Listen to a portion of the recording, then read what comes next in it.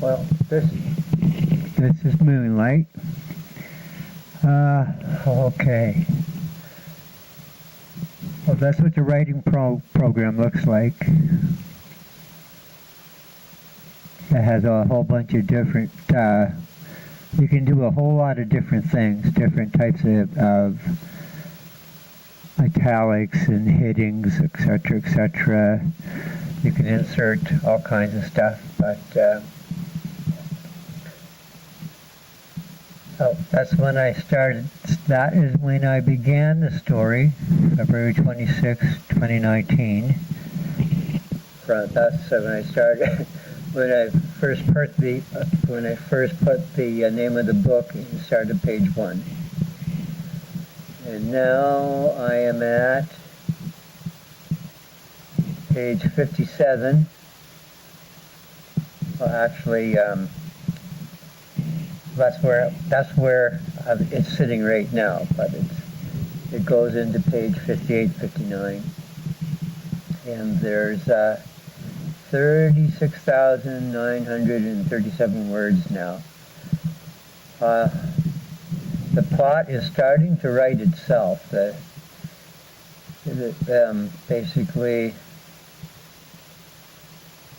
if it's like, it is like driving a car. If you drive your car on the same route every day,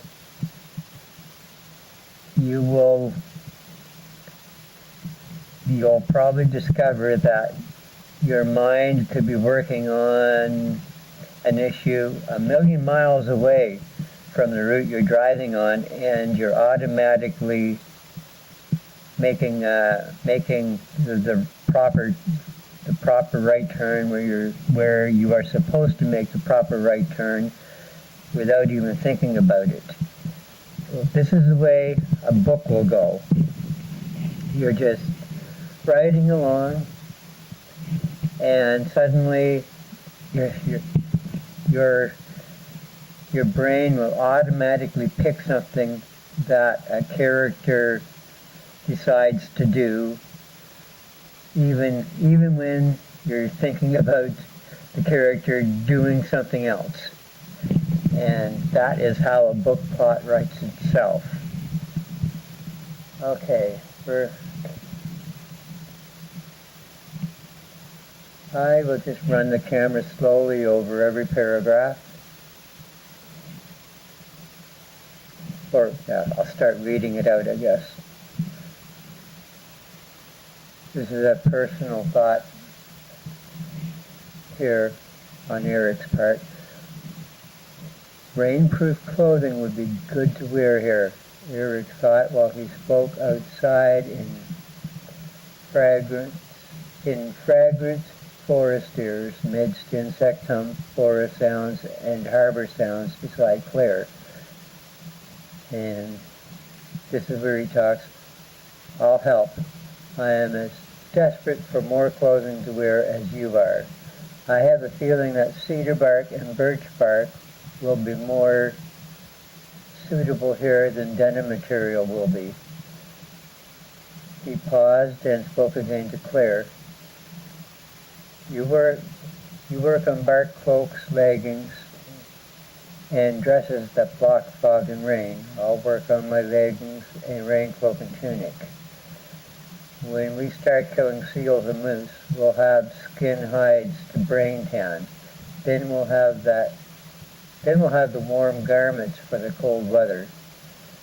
Claire, relaxing outside beside Eric, looked at his tattooed body and down at her own shapely body, and flushed red when she looked back at him. We'll make ourselves those garments tomorrow, and we'll both feel better when we have more protection against the weather and roughness of these woods here. In the deep forest shade outside the wigwam beneath the overhanging tree limbs of giant Acadian forest trees, Eric spoke to Claire while he pointed to tall, sun-starred, skinny trees growing in a clustered manner between towering giant trees. I'll cut poles from among these small trees standing there. We can assemble the pole bed inside the wigwam, then tie down that long sheet of bark on it. It will serve well. It is thick as a gyprock wall sheet. Okay, I have to raise the page up here. Okay, replied Claire, speaking again to Eric while she brushed mosquitoes away from herself. Having a bed to sleep on finally will be nice. She walked away from the wigwam with him to the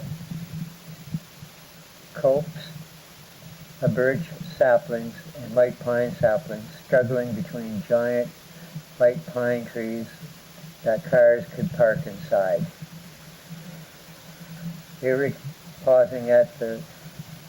Eric pausing on the rock ridge at the forest edge was hanging his axe and spear on his torso. Wait here, I have to read this. Eric, pausing on the rock ridge at the forest edge, was hanging his axe and spear on his torso. See, now this is where I have to put the word AS in there.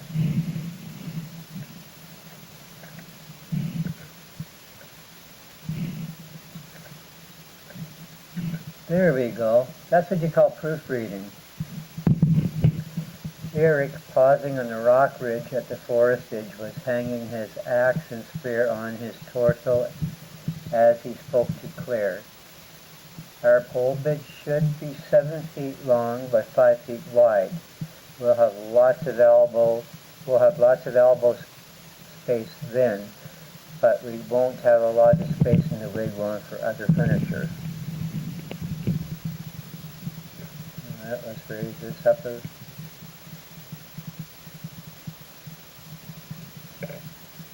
We'll deal with space issues afterward. Okay, this is that's in italics. That's a personal thought on Claire's part. We'll deal with space issues afterward tonight. We really need a bed and that bark sleeping bag, Claire thought. She spoke while she glanced at Eric and the rock ridge surroundings and smiled at the sight of their wigwam and the smoke rising from it. As long as there is room for firewood, water, and food, those are the important things. She fell quiet and watched Eric cut down small sun-starred sapling trees and chop off small limbs, then cut poles a certain length from them.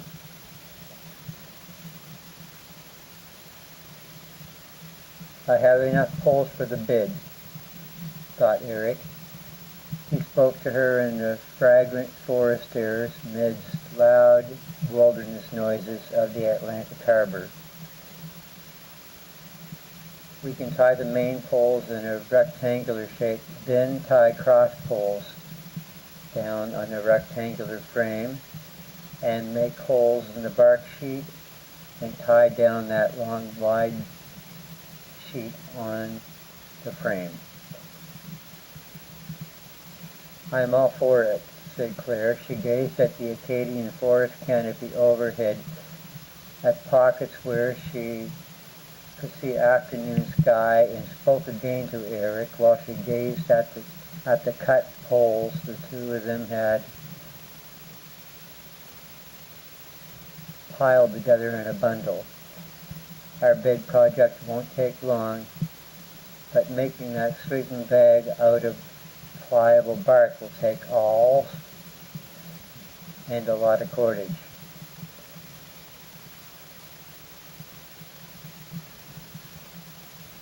Eric spoke in the Neolithic period, June warmth in the shade of the ancient Acadian forest with his warm look to Claire, while he bundled the pole bed frame materials with his spear, and he grabbed up the whole affair in his arms.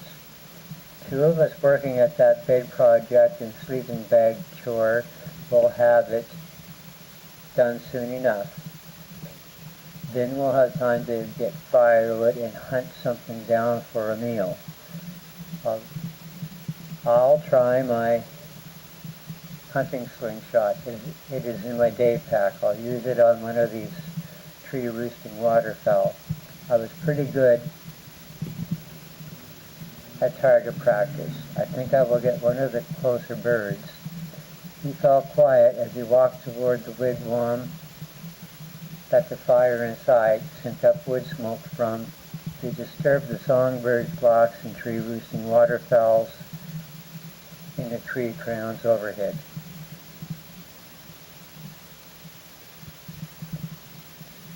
Walking to the wigwam with her gaze on Eric and the surrounds, Clare spoke up before Eric ducked inside with the bed materials.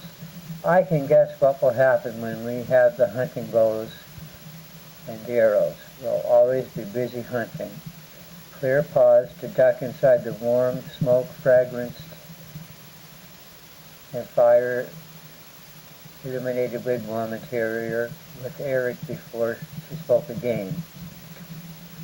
I have to admit that I'm hungry. I won't mind a bath and eating some food. We will hunt a lot for sure, said Eric, already laying out bigger poles in a rectangular pattern to one side of the wigwam interior floor area while he looked at Clare and spoke again. Me too. Let's get the bed ready. I'm going to have to work on that sentence there because it doesn't tie in properly. It does not tie in properly.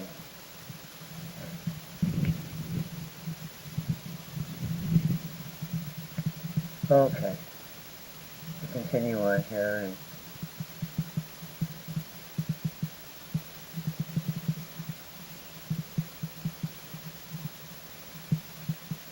we will hunt a lot for sure, said Eric, already laying out bigger poles in a rectangular pattern to one side of the wigwam interior floor area while he looked at Clare and spoke again. Me too. Let's get the bed ready. Clare kneeled on dry moss on rock near the pole bed frame, helping putting it together as she spoke to Eric. Tying the frame with these root runners was a good idea, she said, and she spoke again while Eric and she laid a row of smaller poles across the rectangular frame, and Eric rolled tree root runner among them to tighten them on the frame, making it one piece like a strange horizontal ladder for tiny people. The last thick bark sheet will act like a mattress for us. We only need to go outside the wigwam and bring that rolled up bark sheet inside, said Eric. He spoke again in the wigwam's heated interior while Clare and he stood up. I know I could have used that 20-gauge wire of mine for the bed frame, but I am saving that for making game snares. He felt quiet as he picked up his spear and moved toward the wigwam entrance.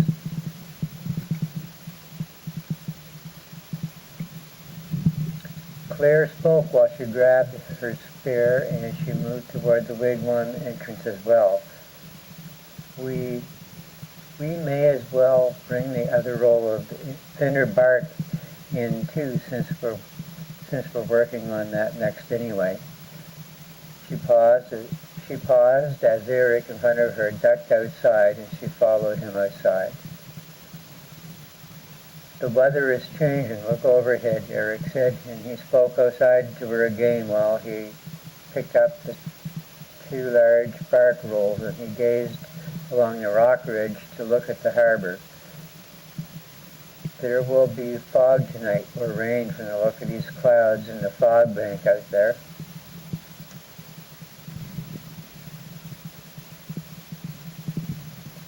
Clare looked at the sky conditions over the harbor and the forest and at the fog bank off Maliseet-Period Partridge Island. while she spoke to Eric hastily. Let's get the bark rolls inside and come back outside to get firewood before it does rain or become foggy. You can bring your hunting slingshot. You can bring your hunting slingshot outside with us and bag of waterfowl too. If the weather turns wet, we can at least work inside the wigwam on the big project and cook food after the wood is inside.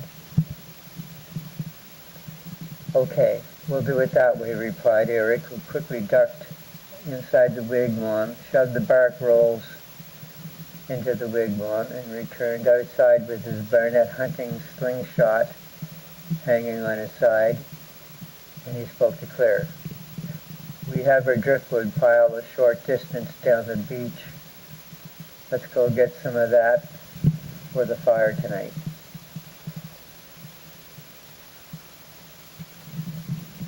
A good plan, replied Clare.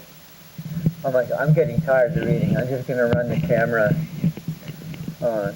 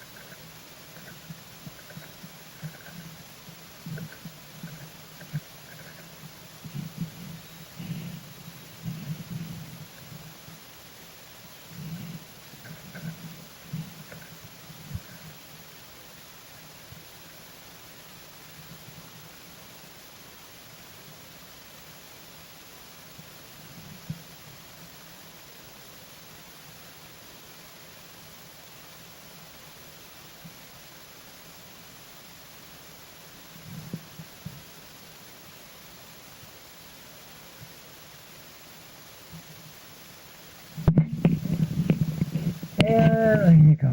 Okay, now it is pleasurable writing this, we'll call it a wilderness survival story. It's going to go, it will be, it will be an interesting story to write. And if you ever wanted to escape from reality with a good yarn, and you like wilderness survival, this is one story that you might like. I'm gonna, okay.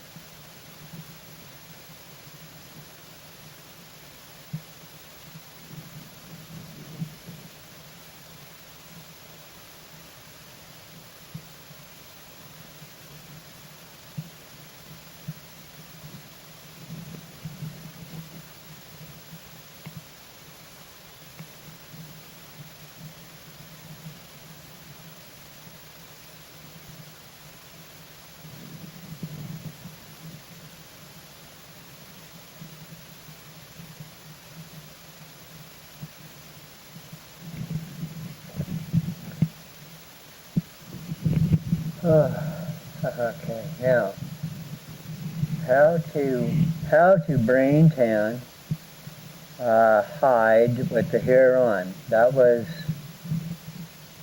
another issue. 1 second here.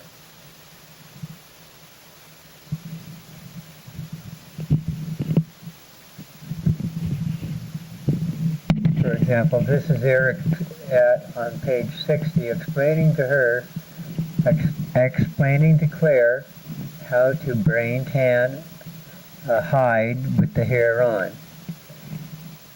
Eric spoke as they walked on the stony beach, and they moved slowly with their burden of wood and seal carcass toward the southern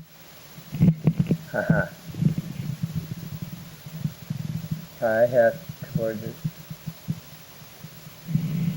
have to type a word here. There. Toward the southern end of the granite rock ridge, overhung by giant pines, cedars, and birches. I will skin the seal, then flesh the hide and remove the thin epidermal layer from it and soak it overnight. Then wring it out and stretch it out on a frame to dry it,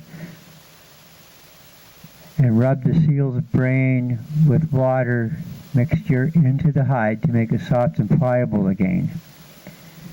Now that's for brain tanning a hide with the hair on. If you want to brain tan it with the hair off, you've got to go through a completely different process. Well, you have to add several processes into those steps.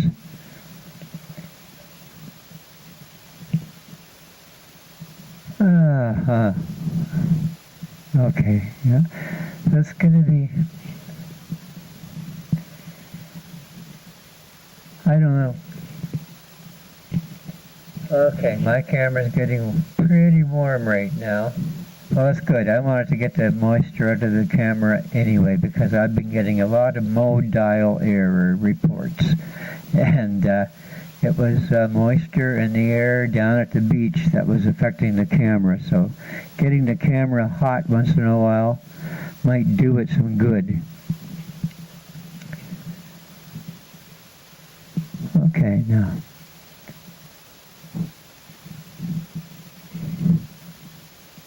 That is a lot of work, but worth it. Worth it.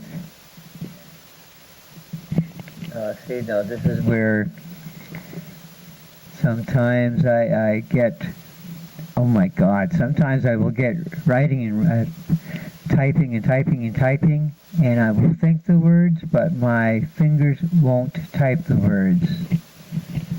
For example, this should say, that is a lot of work, but worth it if it, see, the word it. I am missing the word it. So this is where I have to, worth it if, there, now I can repair that sentence.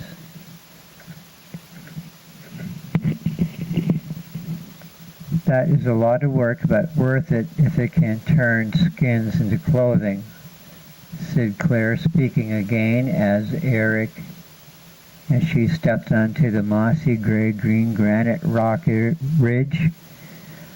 I'll help you with the hide, but like you said, we'll hang the seal for a little time so we can finish the bed and sleeping bag and make the frame to roast the seal meat on.